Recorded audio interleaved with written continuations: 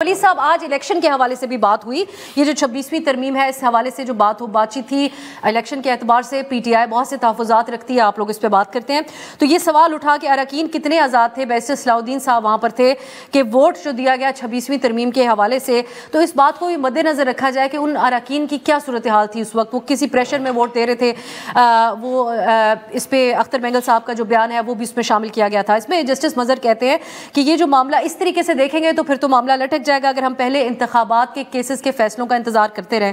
تو آپ کی نظر میں 26ویں ترمیم کا معاملہ طے کرنے کے لیے انتخابات کی مبینہ بے ضابطگیوں کے حوالے سے یا پھر ووٹ کس پریشر کے تحت دیا گیا اراکین کی طرف سے، کن حالات میں دیا گیا، اس معاملے کو طے کرنا لازم ہے تاکہ 26ویں ترمیم کے اوپر اس کے بعد بات ہو؟ میں سمجھتا ہوں کہ جی سب سے پہلے اگر 26ویں ترمیم کی جو حیثیت ہے کہ آئین کے وہ مطابق ہے یا آئین سے متصادم ہے، اور دیکھیں یہ کہنا کہ جی پارلیمنٹ سپریم ہے یہ بھی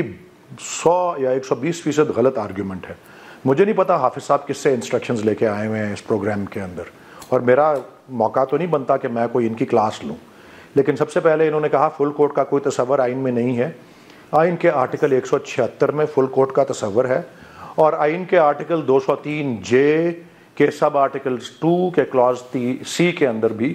فل کورٹ کا مکمل تصور پایا جاتا ہے۔ پاکستان میں اس سے پہلے اگر کسی آئینی ترمیم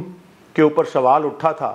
کہ وہ آئینی ترمیم آئینی ہے یا غیر آئینی ہے، تو اس کا وہ 24ویں ترمیم میں جب ملٹری کورٹس بنے تھے آرمی پبلک سکول کے واقعے کے بعد، اس میں فل کورٹ بیٹھا تھا۔ اور اگر آئینی ترمیم چیلنج ہوتی ہے، اور خاص طور پہ اگر 26ویں ترمیم چیلنج ہوتی ہے،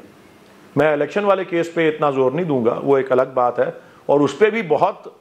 لمبی فہرست ہے ہمارے اعتراضات کی، نہ صرف ہمارے بلکہ دنیا بھر کے الیکشن آبزرورز جو یہاں آئے ہوئے تھے ان کے تحفظات، دنیا بھر سے جس نے دیکھا، جہاں دیکھا، اب تو دنیا سب دیکھتی ہے، سوشل میڈیا، الیکٹرانک میڈیا، کوئی چیز نہیں چھپی، کوئی چیز پوشیدہ نہیں ہوتی۔ جس طرح دیدہ دلیری سے وہ ڈاکہ ڈلا 8 فروری کے الیکشن پہ، وہ سب کو پتا ہے، صرف ہم ہی اس سے انکار کر رہے ہیں، یا اس کے جو پیچھے جو لوگ جو قوتیں ہیں ان کے تابع لوگ جو ہیں وہ اس سے انکار کرتے ہیں۔ لیکن 26ویں ترمیم، آئین کی کوئی ترمیم بھی آئین کی بنیادی خد و خال کو تبدیل نہیں کر سکتی، بیسک سیلینٹ فیچرز کو، یہ ایک بڑا بنیادی اصول ہے۔ پارلیمنٹ سپریم وہاں ہوتی ہے برطانیہ میں جہاں تحریری آئین نہیں ہے، یہاں پارلیمنٹ سپریم نہیں ہے، یہاں آئین سپریم ہے۔ پارلیمنٹ اسلام کے خلاف کوئی قانون، کوئی آئینی ترمیم نہیں بنا سکتی، کیوں؟ کیونکہ آئین میں لکھا ہوا ہے، اور آئین کے بنیادی ستون میں رہے ہے کہ جی اسلامی پروویژنز جو ہیں وہ آئین کا بنیادی ستون ہے۔ عدلیہ کی آزادی بھی ہمارے آئین کا بنیادی ستون ہے۔ آئین کی تمہید جو کہ قرارداد مقاصد ہے، اور آئین کا جو آرٹیکل 2A جو اینیکس بناتا ہے کہ جی وہ اس کا آئین کا پورا حصہ ہے، اس میں بھی عدلیہ کی آزادی ایک بنیادی ستون ہے۔ 26ویں ترمیم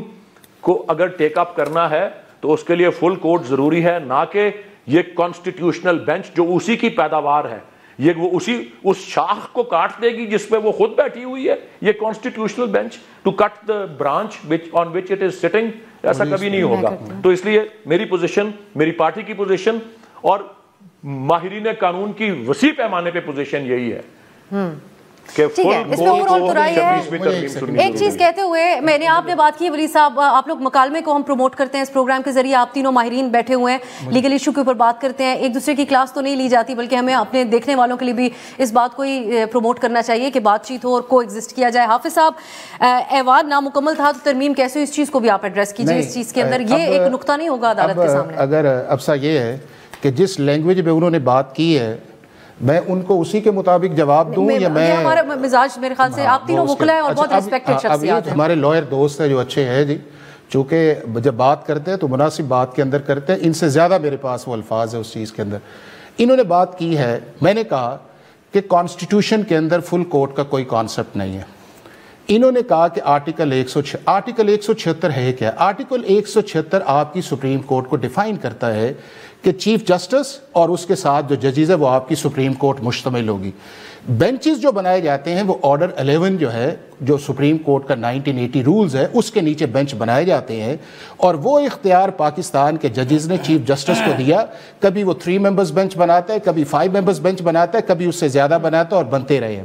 اب یہ ہے کہ 26ویں آئینی ترمیم آ گئی, اس کی میرٹس یا ڈی میرٹس پہ ہم نہیں جاتے اس چیز کے اندر, اور 203 جے جو ہے اس کی بھی کوئی ریلیونس نہیں ہے. کانسٹیٹیوشن کے اندر یہ آ گیا ہے کہ اب جو بینچ بنانا ہے وہ آپ سر, یہ جو نقطہ اٹھایا گیا, اگر آپ دیکھیں یہ اس کو رسپونڈ کریں نا آپ کی یہ مخصوص نشستوں کا کے حوالے سے کہ اگر ایوان مکمل ہی نہیں تھا قانون سازی, یہ عدالت کے سامنے ایک مین نقطہ نہیں ہوگا اب آگے جا کے؟ بات یہ ہے عدالت کے اندر جتنے بھی پھر اختر بینگل صاحب کے بیانات نہ بھولیے کہ ان کے لوگوں کے اوپر پریشرائز کیا گیا. عدالت یہ ایک فیکچوئل کنٹروورسی ہے, اس فیکچوئل کنٹروورسی کو سپریم کورٹ کے اندر کس طرح پروو کیا جاتا ہے. اگر اسی شخص کی سٹیٹمنٹ لے لی جائے جس کے متعلق مینگل صاحب نے کہا, تو اسی شخص دوبارہ آ کے کہا کہ میں بولا ہی نہیں ہے اس چیز. تو کیا حالات کن حالات میں کہہ دیا اس نے؟ کیا حالات جو ہے آپ کے پارلیمنٹ کے اندر جو آپ کی ٹوٹل ممبرشپ پریزنٹ ہے, آپ نے اس کو جنہوں نے اپنے بیانات دے دیے اس دن سینٹ جاتے ہوئے, پارلیمان جاتے ہوئے, کہ ہمارے اوپر پریشر ہے. نہیں, کیا وہ اس وقت موجود تھے؟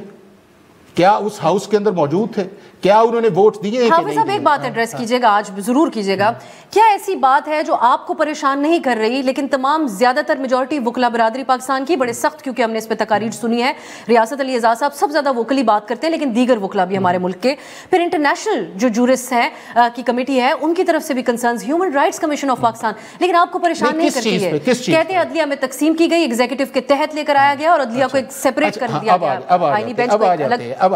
ایک سپریشن آف پارٹ بالکل ہے, پارلیمنٹ ہے, جوڈیشری آپ کی ایگزیکٹو علیحدہ, اس کے اندر نو ڈاؤٹ نہیں ہے. اب آپ کی ایک ہسٹری یہ ہے کہ آپ کی جوڈیشری نے پارلیمنٹ کی پار کو اوور ریچ کیا, اور یہ بھی ایک فیکٹ ہے. اب اس کے اندر یہ ہے کہ پارلیمنٹ نے ایک لا پاس کیا ہے, ایک کانسٹیٹیوشنل امینڈمنٹ لے کے آئے ہیں, اس کے اندر جو جورسڈکشن انہیں 1973 کے اندر اس کو انہوں نے ری ڈیفائن کر دیا ہے. اب وہ ری ڈیفائن جو کر دیا ہے اس کا ایک میکانزم انہوں نے پرووائڈ کر دیا گیا ہے. اب باہر بیٹھ کے یہ کہنا کہ پہلے آپ یہ کہیں کہ یہ ججز بھی غلط ہیں, پھر آپ یہ کہیں کہ پارلیمنٹ بھی غلط ہے, پھر آپ یہ کہیں اس کے بعد جا کے کہ جی کانسٹیٹیوشنل امینڈمنٹ بھی غلط ہے, تو کسی جگہ تو ہمیں سٹے کرنا چاہیے. اب وہ سٹے جو ہے اب ان سارے پروسیس کے اندر جو ہے, کیا چیف جسٹس کی اپوائنٹمنٹ کے وقت P T I us process کا حصہ نہیں تھی؟ کیا جوڈیشل کمیشن کا جو پروسیس ہے پی ٹی آئی اس کا حصہ نہیں تھی؟ یا دوسری پولیٹیکل پارٹیز جو ہے, اگر وہ سارا اس کا ہے الٹیمیٹ چوکوں پہ کرنا ہے, چوراہوں پہ کرنا ہے, کس جگہ بیٹھ کے فیصلہ کرنا ہے. ہاں, اگر کل کو پارلیمنٹ کے اندر کسی اور کی میجورٹی آتی, آپ اس کے مطابق ڈیسائیڈ کر لیں. اب ہم اس چیز کے اندر آ جائیں کہ کانسٹیٹیوشن امینڈمنٹ بھی غلط ہے, اس کے نیچے جو کچھ ہو رہا ہے, تو اگر اس پرنسپل کو فری فار آل مان لیا جائے تو بحث تو ختم ہی نہیں ہوگی. ہم تو دیکھ رہے ہیں کن گراؤنڈز کے اوپر یہ معاملہ آگے جو ہے سٹرائک ڈاؤن کرنے کی جو بات 26ویں ترمیم کو. ایک شارٹ بریک, ریاست علی اعزاز صاحب کا تفصیلی کامنٹ اس کے اوپر ہوگا. ایک تو ہم نے 21ویں آئینی ترمیم کا جو معاملہ تھا اس میں بھی جسٹس قاضی فائز عیسیٰ کا نوٹ, اس کا ہم حوالہ دینا چاہیں گے, اور پھر بلاول بھٹو صاحب پارلیمان کی سپریمیسی کے حوالے سے کیا کہتے ہیں, اس کو ڈیبیٹ بات چیت کریں گے اس پہ ایک شارٹ بریک کے بعد.